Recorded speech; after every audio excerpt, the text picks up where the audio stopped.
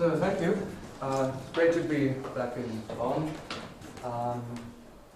So this is a talk about it's more like a survey talk about some recent results obtained with several co-authors that I will credit throughout the talk. And it's about the conservation of energy and or entropy. Now that should make you suspicious because entropy is something that shouldn't be conserved, yeah? But okay, I will explain that later on. But let's start with the most maybe classical thing, which is with the table of contents. Yeah, I usually don't do that, but since there are several different things in this talk, I thought it would be a good idea to go through that at the beginning. So the most classical thing will be Onsager's conjecture for the incompressible Euler equations. Then there will be a generalization or an extension of this question for the compressible isentropic Euler equations. And we will generalize that even further to a very general class of conservation laws. And then there will be further improvements and so on. So you will see. So what is Onsager's conjecture? It's about the conservation of energy for the incompressible Euler equations in, say in 3D, could be any dimension, anyway. And so we've seen this system several times during the workshop, and it comes with a conserved quantity, which is the energy, and you obtain that by multiplying the equation with its own solution. And if you do that, you get to this equality. Yeah. So this is the decisive term. This is the time derivative of the kinetic energy. And you get two other terms that kind of magically disappear. Maybe the last one doesn't magically disappear, but simply because you multiply a divergence-free field with a gradient, which gives you 0. The more interesting term is this one. Yeah? And it's a simple computation by integration by parts to see that this thing here also is 0, which uses the divergence-free condition in a crucial way. And in order to justify the integration by parts, you need some regularity, like Lipschitz or C1. But there are counterexamples, like the earliest one being that of Schäfer.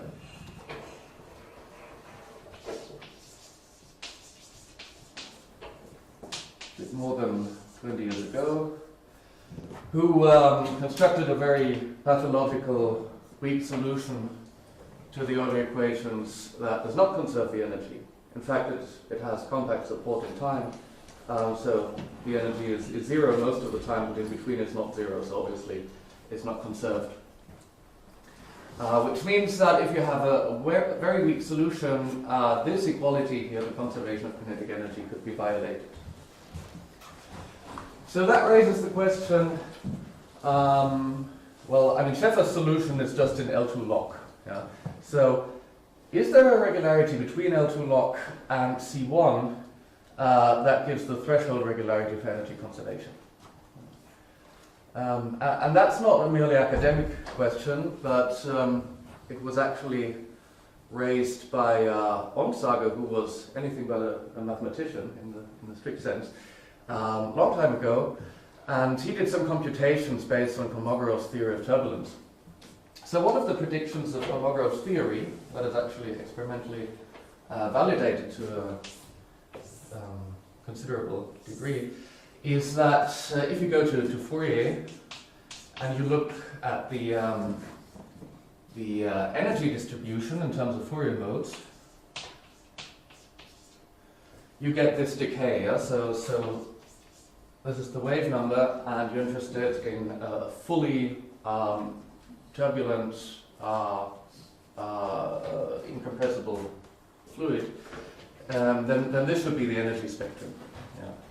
So you have these eddies at various length scales, at various frequencies, and the question is how the energy is distributed among this cascade of eddies.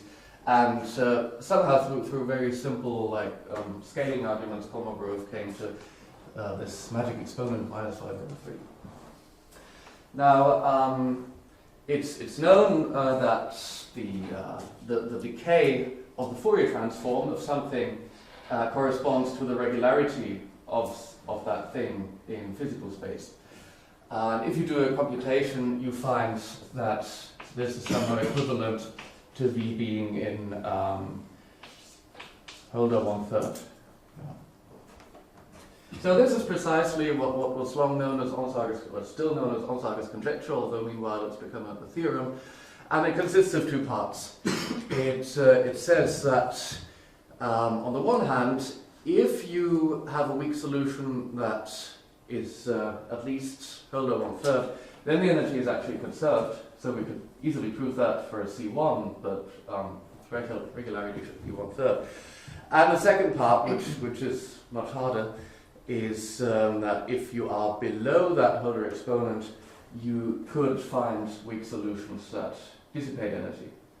And this is not a mathematical pathology, but this is something really expected. Also from Kolmogorov's theory, because part of that theory is actually the postulate that when you go to high Reynolds numbers, the energy dissipation rate should not converge to zero, but should be constant, which predicts this phenomenon of anomalous dissipation. Anyway, so that's a bit the physics background. And so what about mathematics? So we will focus here on the proof of Constantine Ertiti for the first part of the conjecture, which by now is classical, and so we will see this commutator estimate, which gives an easy proof of part A. And of part B, I will not say very much, only that it has been resolved much more recently by the convex integration techniques developed by Delelis and Sekeili since, in the past 10 or 12 years. Okay, but this talk will really be about the easy part, yeah, so someone has to do the easy math.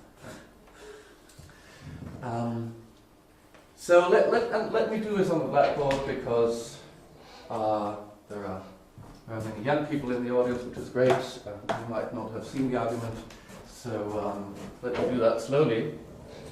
So how do you prove the easy part of Onsager's conjecture?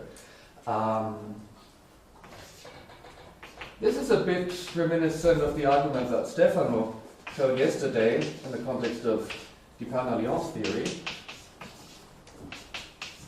So you modify the equation. If this is to hold in the sense of distributions, then you can just modify every term. And what would be plainly wrong would be to do it in this way, because the nonlinearity does not commute with the modification. Yeah? So actually you would have an epsilon outside here. So in order to correct this, you get a commutator, which is the divergence of v epsilon times v epsilon minus v times v epsilon. But now you want to do the same computation, which is to multiply everything by v epsilon.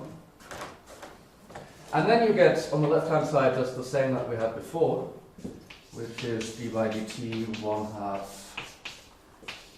v epsilon squared dx plus 0, because the same arguments apply to, when you integrate in space, apply to this term, so that everything will be 0, and the same for the pressure gradient. And it's true that in the sense of distributions, as epsilon goes to 0, this here will converge to the actual kinetic energy. So what remains is to show that this commutator term here will go to 0.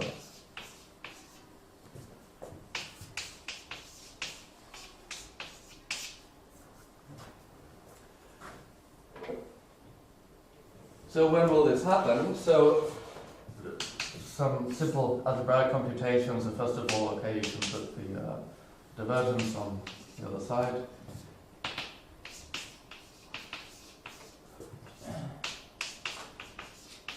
So simple algebraic computation tells you that, this looks like a quadratic term, and it is. Yeah? So this will be something like the epsilon times the epsilon minus v times the epsilon minus V, plus something that has a similar structure. And now this you can estimate by a Hölder 333 estimate, so that would be something like gradient V epsilon L3 times V epsilon minus V in L3, and you've got two of these, so it's a square. And if you go on the Hölder scale, then it's an easy exercise to see that this here behaves like epsilon to the alpha minus 1, yeah, under the assumption that B is in C alpha. And this here, each of these is like epsilon to the alpha, so you get epsilon to the 2 alpha, so you get epsilon to the 3 alpha minus 1, and that's your magic 1/3 exponent. So whenever alpha is greater than 1/3, then this here will converge to 0.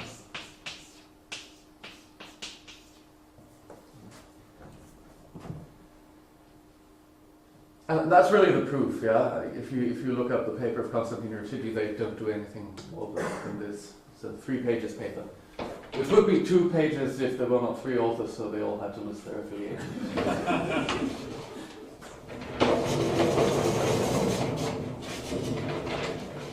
Okay, so this was the content of these 2 slides, so let me skip them because I just did that on the blackboard. Okay. Let's leave this for now, but that's the basic commutator estimate, and let's see what we can do to extend it to other situations. Like the isentropic compressible Euler system, which we've also seen. So this is this system here. The most noteworthy thing about it is that you have here a pressure which is no longer a Lagrange multiplier, an unknown, but it is now constitutively given function of the density. And what people often like to choose is this, I think they call it polytropic constitutive law, where the pressure is rho to the gamma, which is not necessary for what I'm talking about, but you might think of this power law. So, and again, we can think about conserved or dissipated quantities. So you do the same thing, you multiply the equation by its own solution, you integrate in space, and use integration by parts. That's the critical step again. And so the computation is a bit more involved than the one for the incompressible system, but that's a purely algebraic issue. And in the end, you get the energy inequality. Now here you have again the kinetic energy, 1/2 times mass times velocity squared. And now in addition you have a potential term, which you didn't have before, because if you have an incompressible fluid, there can be no potential energy. If you have a compressible fluid, you can squeeze it together and then it wants to unsqueeze again, and that gives you some potential energy. Which for the special choice of pressure that I presented will have this form. Now, why did we integrate in space in the first place? Only because it facilitates the computations. Yeah? So we could just not have integrated in space and we would have gotten something more complicated, which is this. And this is sometimes called the local energy equality, but it's also in the hyperbolic community called the entropy, in this case entropy equality, or if it were an inequality, it would be entropy inequality. So it happens that what in the theory of hyperbolic conservation laws is called an entropy has the physical meaning of energy in this particular case, but not always. Yeah. And I should mention that even for the incompressible Euler equation, there is a similar thing like the local energy equality, which is something like dt 1/2 d squared. I think that was was mentioned in a talk yesterday, and it looks like this. That would be the local energy inequality for incompressible Euler. You see there is some similarity to the compressible system. So just a small detail, so maybe I'm missing something. So the gamma there I was interpreting this as energy flux. This is conservation of energy. This is the energy flux. So that gamma over gamma minus 1, should that gamma be there? I think so, yeah. But, I mean, I checked it when I prepared the slides, so I think it's the right number. And then there is a kind of refinement of the Constantine-Artiti result by Duchamp-Robert. Pretty classical too, so I think it's from 2000. Where they prove that under the same assumptions, like this Hilda 1/3 assumption, you would not just get the conservation of total energy, but also the local energy conservation for incompressible Euler. So that was the starting point for.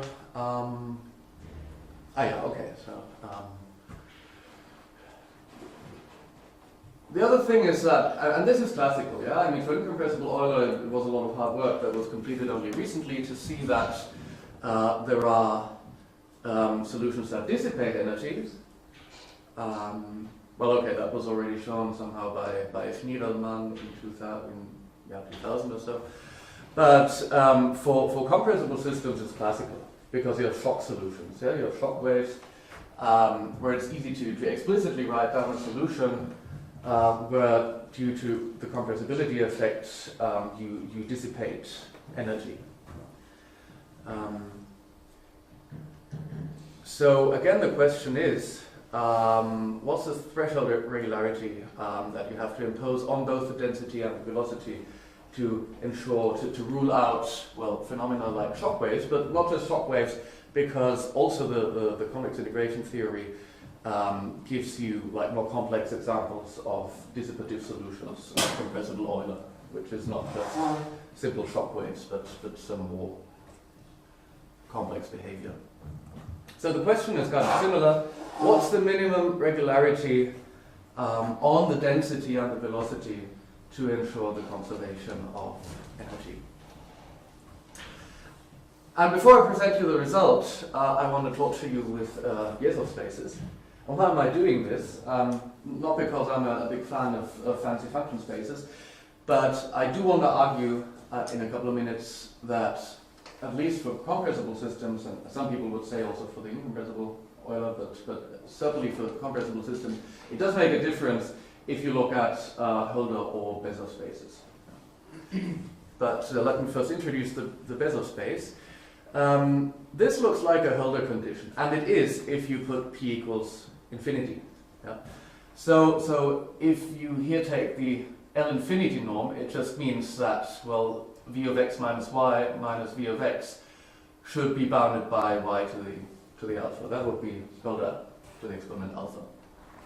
So this means that the Besov space where you put p equals infinity, and okay, the other index I always take infinity. That will be the same as the Hilda alpha space. But if you don't measure the left-hand side in L infinity, but with a general LP, then okay, you get to this interpolation space, which is denoted like this. And again, you have this property that we already used in this blackboard computation, that you have estimates for the difference between the modification of a function and the function itself in L3, which is what we needed because we had an L3 Hilda estimate. And this is all we need to go through the Constantine-Artiti argument. And they actually did it for precisely these spaces, so Besov alpha 3 infinity with alpha greater 1/3. Now, and one thing that's interesting is that you have the following embedding, which is not difficult to show. So BV, the space of functions of bounded variation, embeds into Besov, well, this Besov space for any p. Particularly if you have p equals 3, then you embed into B3 infinity 1/3, which is exactly the critical thing. And why am I interested in BV? It's because the shock wave solutions, like the classical solutions that are known to dissipate energy for compressible systems, they live exactly in this space. Yeah? Jump discontinuity along a hypersurface, and then you're in this space. So that indicates somehow that it could be much easier to show optimality of some result. You don't have to go through convex integration, you can just take the shock wave. Okay, but let me give you the result first. And so this is something we did in Oberwolfach with Eduard Fey-Reisel, Piotr Gwiazda, and Agnieszka Kwiatkowska-Gwiazda. And this is really, can be seen as an analog of Onsager's conjecture for the compressible system, which is now somehow nice because you can juggle between the regularities of the two variables. Yeah? So if density and velocity are in these two Besov spaces, and if the combination of both exponents is somehow better than 1/3, yeah, you see if you set alpha equals beta, which you can do, then you get exactly your 1/3 back.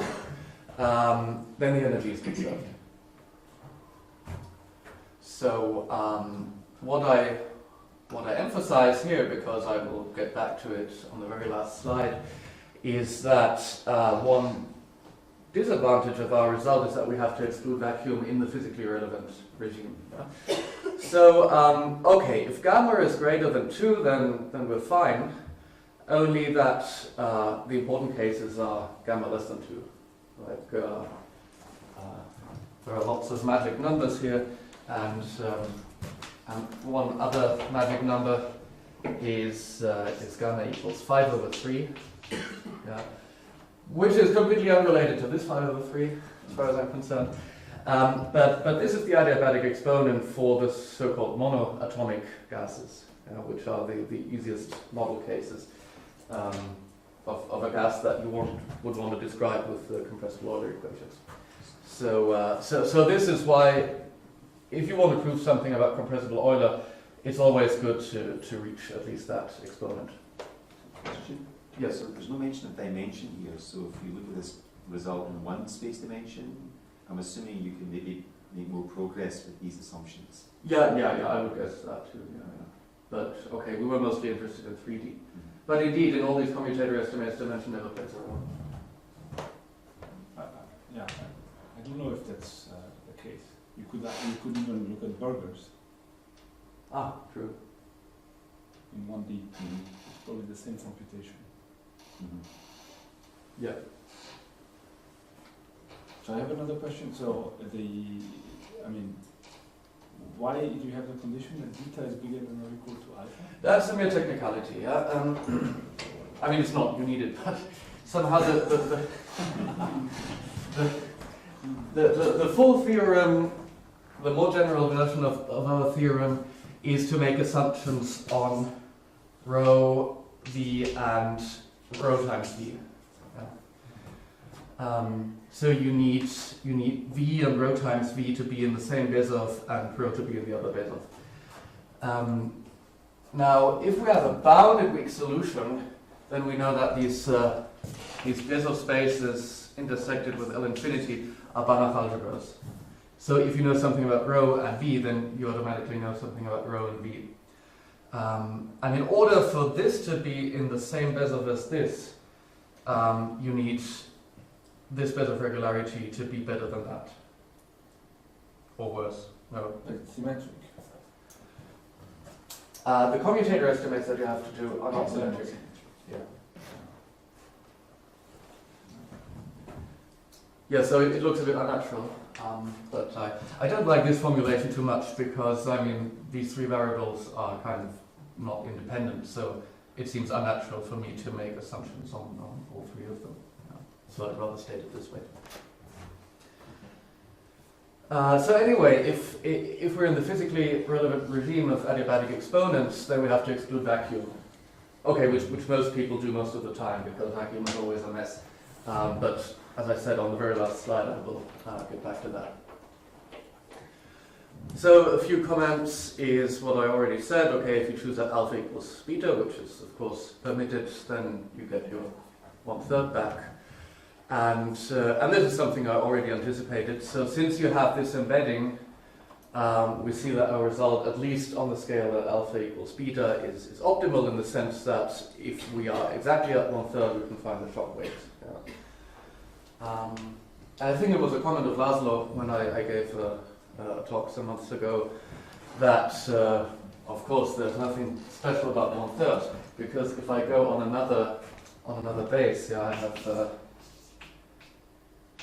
P infinity alpha, well, 1 over P actually, and that would be the embedding of BV. Yeah. So in fact, any 1 over P could be your threshold exponent. But okay, so let me formulate this optimality claim more modestly, in the sense that on the L3 based scale, 1/3 is optimal. But no, I mean this makes a huge difference somehow. Like 1/3 is really for Holder scales and for L3 based. But if you go to Sobolev scales, then the magic exponent turns into 5 over 6. Anyway, and then you can make some qualitative assertion on the mechanism of shock formation.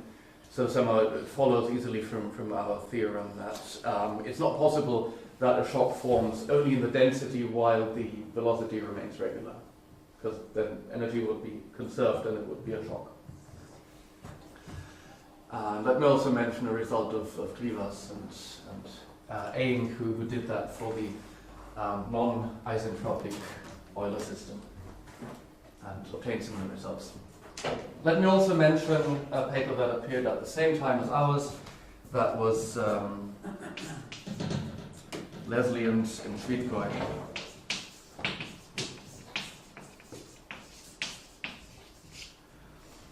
And they treated the incompressible inhomogeneous Euler system. So that was Jan Brunier's remark that having variable density does not mean you are compressible. Yeah? So you can have variable density but an incompressible fluid.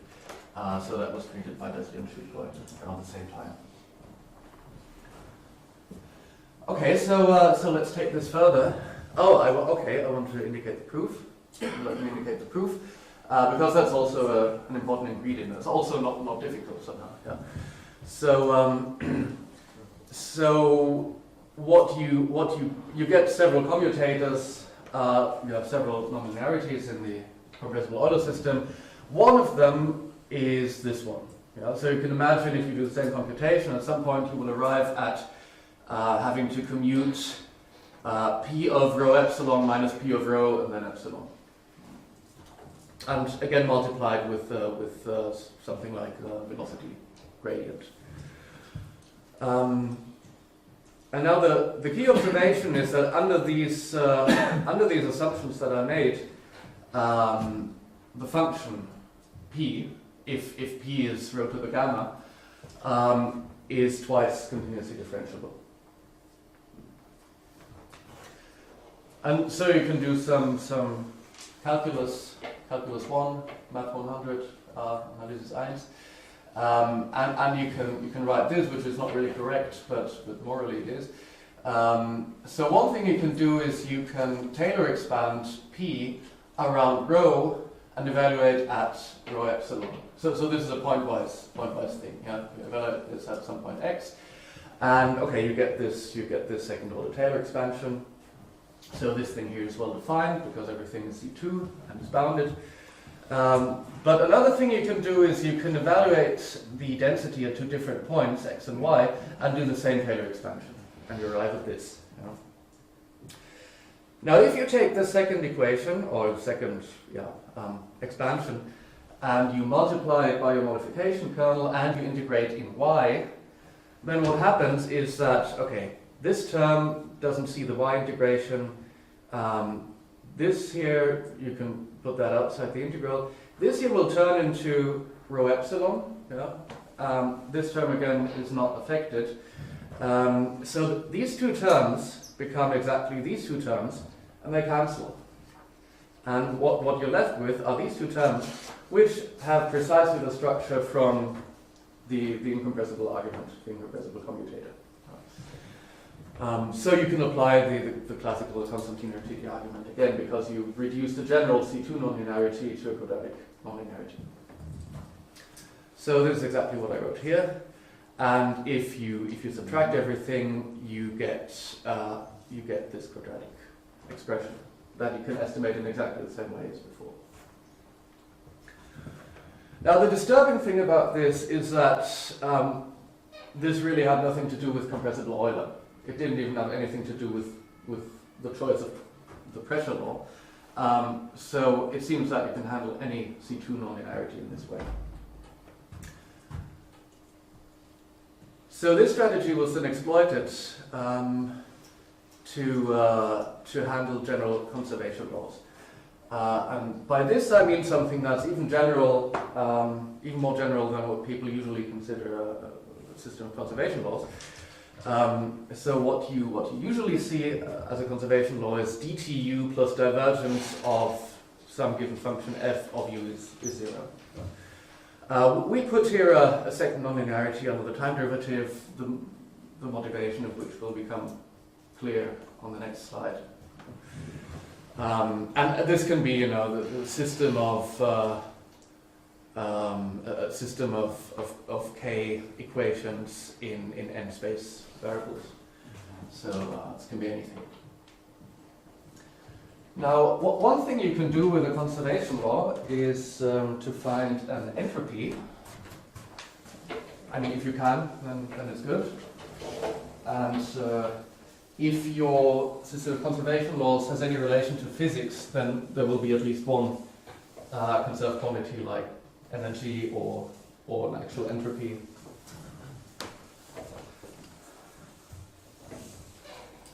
And let me recall what this thing about entropies is about. So mathematically, at least, suppose you have a smooth solution. Okay, let's consider the very simplest thing. So no nonlinearity in the time derivative. And let's do 1D scalar. Yeah, so you have something like dx f of u is 0. Now, for instance, this also appeared in Stefano's talk in the context of renormalization, Dupin-Alliance theory. So suppose n is a convex function, convex, smooth, whatever, and you want to multiply this by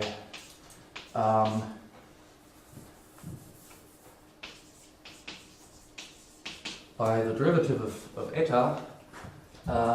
So you get eta prime of u dtu plus eta prime of u. Here you could do a chain rule if everything is smooth, so that would be f prime of u dxu.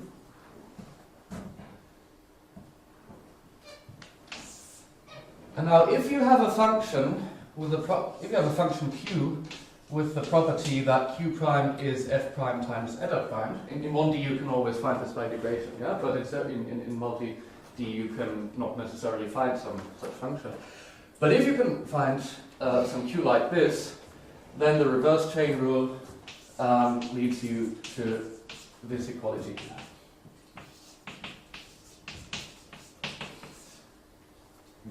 Which people sometimes call a companion law. Yeah? So you start with a conservation law and you get another conservation law. Which is, which follows from the original one if everything is smooth, but if things are non-smooth, then you can't just pass from here to here. And really, if you have shock waves, then this would be a strict inequality. And so eta is usually called an entropy, although it's minus the physical entropy in many applications.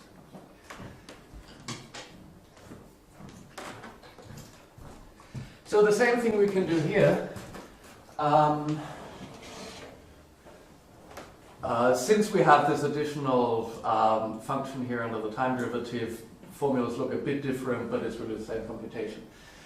So if you have eta and q that satisfy these relations, then it's called an entropy-entropy flux pair, and you get the companion law that resembles the computation I just did, so you get this here. And if you have a smooth solution of your original conservation law, then it will also satisfy this companion law. And it's just the chain rule. Okay, and then there's a nice, first an example. So, and this is really to motivate why it's a good idea to have this this function a. So the incompressible Euler equations are usually not considered a system of conservation laws because they aren't, because there is no evolution equation for the pressure. But in this framework, you can even comprise the incompressible Euler equations and other incompressible models, incompressible MHD and whatever. So in this case, okay, the state variable is of course velocity and pressure. And since we do not have a conservation law for P, we just set this nonlinearity, it's not a nonlinearity, okay, but we set this function here to be v comma 0. So that would have something like time derivative of 0. And the flux is what you'd expect, it's what's under the divergence. And then you have the entropy, which is in fact the energy density, 1/2 v squared. You have the flux that I already showed you. And okay, you have to set this, okay, I mean, you can just do the computation and set incompressible Euler equations into this general framework. And then there is a nice paper of Gwiazda Michalek from Prague and Agnieszka. And they show the same thing by similar arguments that I presented. So again, under the assumption that everything that shows up, the flux and also the entropy and the entropy flux, if everything is C2, you get the same result. Yeah? So if you have a weak solution that lives in this Besov space with alpha greater than 1/3, then you also satisfy the companion law as an equality. And I don't really want to comment a lot on the meaning of this result. So Claude Bardot said, well, this is amazing because it shows that 1/3 has nothing to do with turbulence, because it seems to be very universal. I don't want to give an interpretation, it's just that, okay, by arguments that mathematically should have become clear, you get 1/3 in a very general setting. Yeah, if you put the 3. If you put the 3, yeah.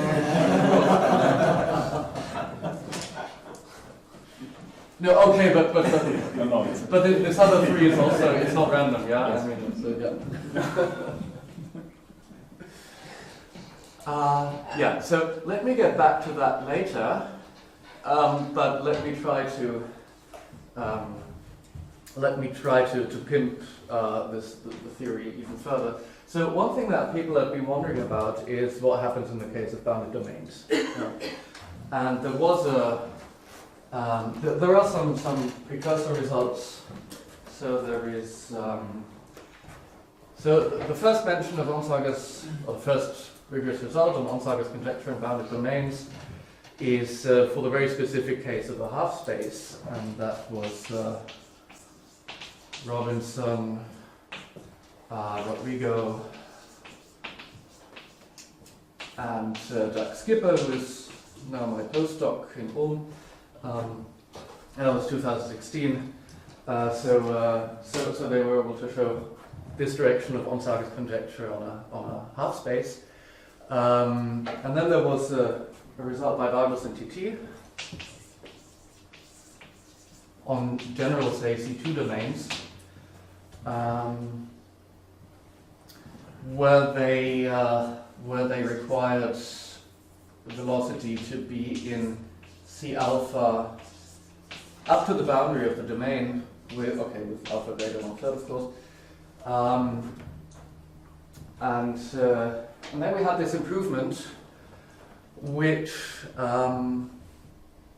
is not just technical, as I would argue. So suppose you have a solution of the incompressible Euler equations, which is, for simplicity, we go again to Hölder spaces, so which is locally Hölder, but not uniformly so up to the boundary. And if you assume, in addition, that the normal component of velocity is, say, continuous near the, you don't really need continuity, but let's say for simplicity that this is continuous near the boundary, then the total energy is conserved. What's the regularity of the boundary? C2, say C2.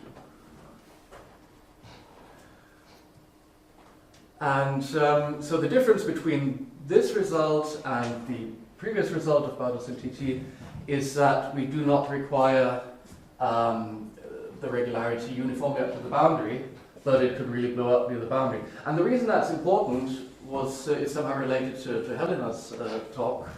It's and other talks that we've seen. So so we've seen the Prandtl boundary layer. I think Helge also talked about that extensively. So and we've seen the mismatch between the Navier-Stokes, the no-slip boundary conditions and the slip boundary conditions for Euler. So what you would expect, and this is what Helge talked about, is that you have this boundary layer of width square root of nu at a given positive time, and on this boundary layer you have a very steep gradient. Yeah, so somehow you have to match the no-slip Dirichlet condition, and this is only possible if on this boundary layer you decrease very fast to 0. But what is really affected is the tangential component of the velocity. Yeah? So that the normal derivative dn of the tangential component of velocity is expected to be very large, something like nu to the minus 1/2. So you would never expect this to be somehow uniformly bounded in a vanishing viscosity sequence. In particular, you would not be able to keep this Hilda regularity up to the boundary in a vanishing viscosity sequence. But we don't care, because we only make an assumption on the normal component, which is perfectly consistent with the boundary layer. And so as a corollary, we get the following statement on the viscosity limit. So we have a sequence of, say, Euler-Hopf solutions to Navier-Stokes, V nu, P nu, and under the assumption that the Navier-Stokes solutions satisfy these conditions uniformly in the viscosity, then we can extract a subsequence that converges strongly to a solution of Euler and which does not dissipate energy. And once again,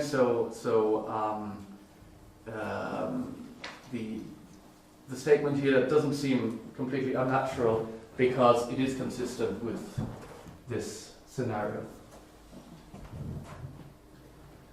So I guess what you mean is that if you have a Prandtl boundary layer leading to dissipation, it will propagate an irregularity to the interior. Yeah, that's also a nice way to say it. Yeah. And let me also mention a related result by Drivas and Nguyen. So their result has the additional feature that they can kind of shrink the boundary layer as viscosity tends to 0, which is somehow physically possible. So let me torture you. No. Oh, okay. Again, I want to say something about the proof until I torture you with even fancier function spaces. So, what's the idea? The idea is again very simple. It is that. Why did people find it difficult to extend the theory to bounded domains? It's because simply you can't modify a function on a bounded domain. But we don't care, because we can prove something stronger without having that problem even. Yeah, it's because you've seen that local energy equality, and the local energy equality is local. Yeah, meaning that you obtain it by multiplying the Euler equations not by the velocity, but by a compactly supported test function times the velocity. And this you can modify, because if phi is compactly supported on the domain, if you choose epsilon sufficiently small, then this will be perfectly well defined. And that's all there is to, it's not all, but that's really most of what there is to this result. Yeah? So since this is a purely local statement, you only have to look at interior points where you do have a well-defined modification epsilon is small enough, and then, okay, what you want to do is to integrate this in space to pick up the flux term, which is fine, and this is also not a very difficult argument, which is fine if exactly the normal component which shows up here in the Gauss-Green theorem doesn't behave too badly. So that's the idea. Now next, let us work a bit on the Besov space. So we've seen that somehow we need exactly these relations to hold. So in the commutator estimate there was V epsilon minus V, and there was a gradient of V epsilon. And if we set alpha now precisely to be 1/3, then alpha minus 1 is minus 2/3, and alpha itself is 1/3. And you want that to converge to 0. Could even just be a lim inf. Yeah? You're free to choose your subsequence of epsilons.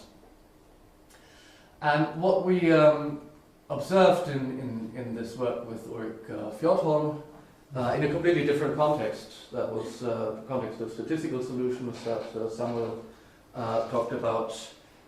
So we, in the context of statistical solutions, we wanted to prove some kind of Onsager theorem, and we kind of were led to this regularity. Yeah.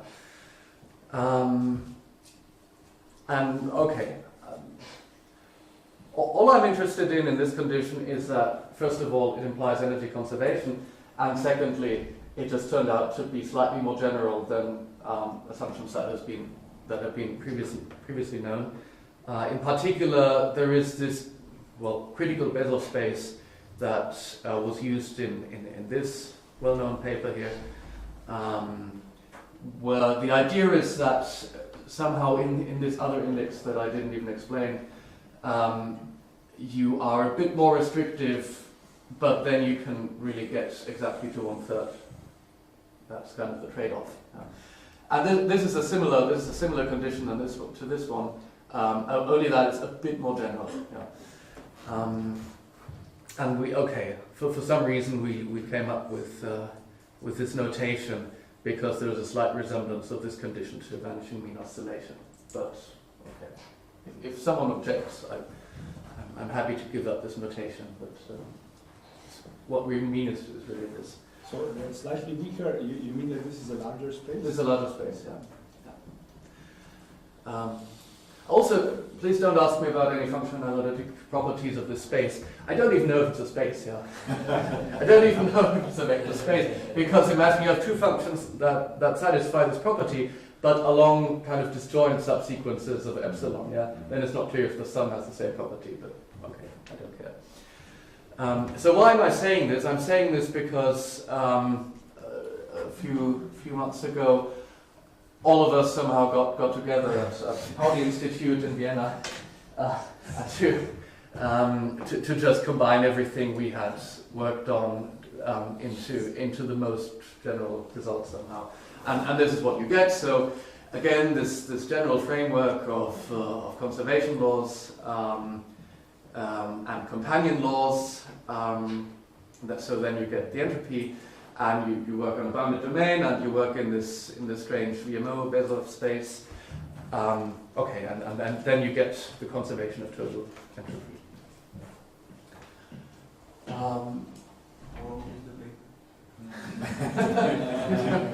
Not terribly. So why is this an interesting result? Well, because it kind of comprises everything. As we've seen, there is incompressible Euler contained in that, and compressible Euler. There are even some models of polyconvex elasticity that you could handle, and MHD and many things. And just to say that the condition we get on the boundary flux is in all of these models is really the boundary condition you usually put on inviscid fluids. Maybe a technical remark is that somehow I mean, if you take a closer look at a particular system, you can also do more because you can exploit the particular structure of each system. So as we've seen the compressible Euler, we could juggle around between the regularities of velocity and density. So this would be hard to do in this generality. Also, the work with Bartos in TT is better than what we get out of the general theory, because we can consider the pressure and have weaker assumptions on the pressure and so on. Anyway, last thing I want to say, my time is over, so just very briefly, it's about degenerate cases. So also I would argue that considering nonlinearities that are not C2 is not just an academic question, but there are some instances where this would be relevant. Even in the simple case of renormalization of linear transport equations, you see that, okay, what people know is that LP norms are conserved for divergence-free transport. On the other hand, if the exponent is strictly less than 2, then this thing here is not C2. So you have to work a bit more. And I did this with my student Ibrahim Akramov recently. Another thing is that, and this is what I emphasized previously, if you're in the physical regime in compressible Euler, and you have a vacuum, then the pressure is no longer C2. And that is a problem that we considered, together with my group in Ulm, and also with atomic delegates from Warsaw. But let me not say anything more about it, and thanks for the attention.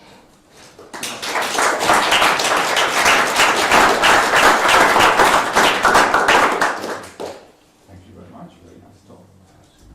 Any questions? What is the result on the transport equations? So what are the assumptions on B? Again, it's a combined Besov estimate. So if U and B are in Besov spaces that add up to 1/3, then everything is conserved.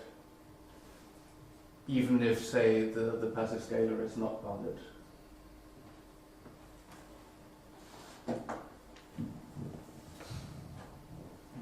So it's very unlike Dupin-Alliance theory, because for Dupin-Alliance you put all the regularity on the velocity and no regularity at all on the scalar. And here we have this combination. Yep, but the regularity of the scalar is not preserved under the flow. No, that's like, as with Euler, so it's just an assumption. So the viscosity to zero limit of these problems. So in one space-dimensional case, you have quite strong results about a priori estimates, point-wise, on the density away from zero. Those estimates wouldn't be uniform in the viscosity, but they would be, for every positive viscosity, bounding you away from zero for generic initial conditions. In 1D, in 1D. So I'm just wondering, is there any interest in studying the zero viscosity limit in relation to these solutions? Because there you have at least the a priori control in advance on the density away from zero. Yes, but I think in 3D you're lost. Well, yeah, of course. Yeah, I just wondered about the interest in the one-dimensional context. Yeah. I never specifically looked at 1D. So that's a good suggestion to see if you can get something more. But I've seen several papers popping up on energy conservation for say, compressible Navier-Stokes with various assumptions on whether or not you can have vacuum and to what extent and so on. So that is a pressing issue. And then second, so which was more a remark, so to link it to this thermodynamic consistency talk of yesterday. So if you introduce also conservation of energy into this system, so you have this thermomechanical system, then in some sense there's a very natural candidate for the entropy, so rather than just an arbitrary choice. Yes. Have you explored that? Well, that was in the paper of Drivas and Eyck, that they considered the full Euler system. Okay. And they have some good results.